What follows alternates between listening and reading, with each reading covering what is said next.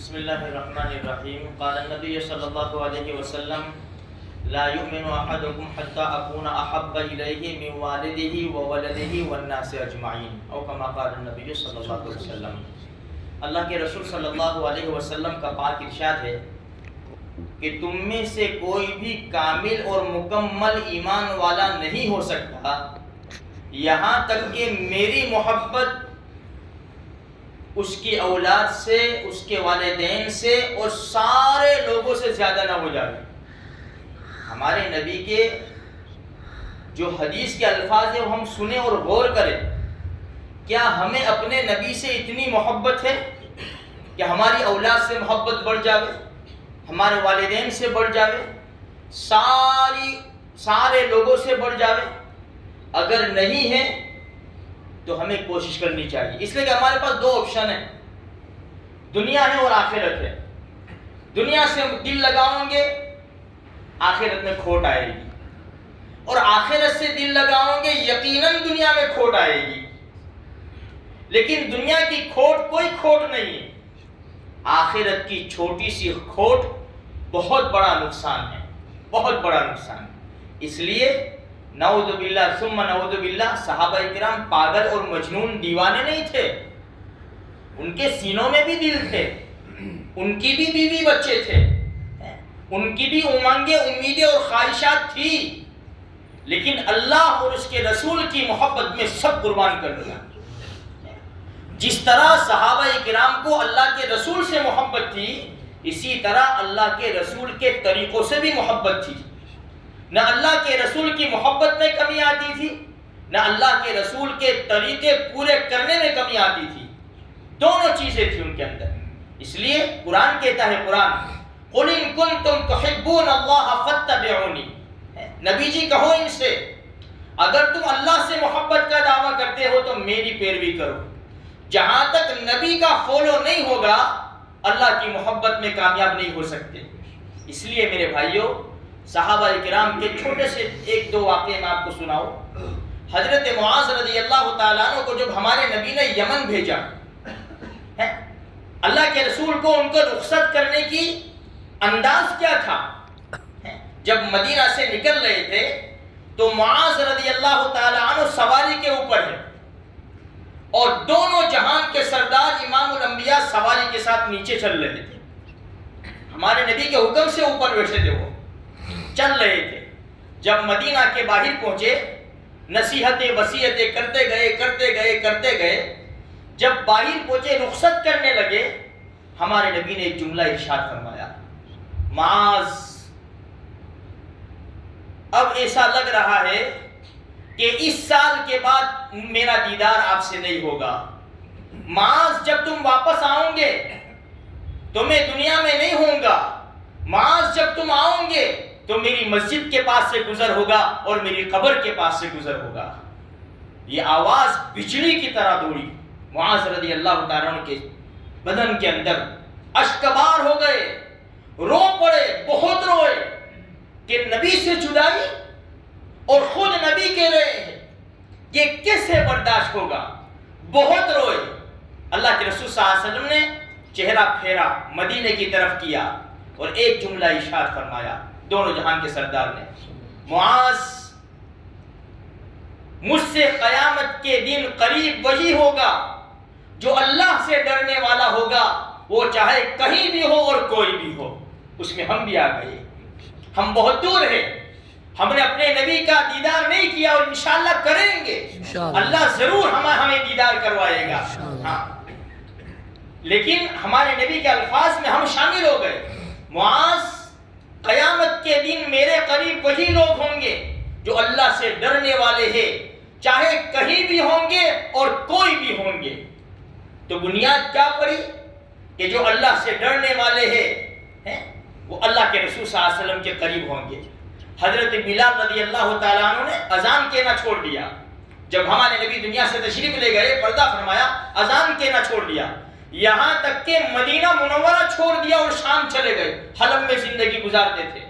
چند مہینے ہوئے، اللہ کے رسول صلی اللہ علیہ وسلم خواب میں آئے، بلال ایسی بھی کیا بے وفائی کہ ہمارے پاس آنا ہی چھوڑ دیا، آنکھ کھلی، بیوی سے کہا جلدی سفر کا سامان تیار کرو.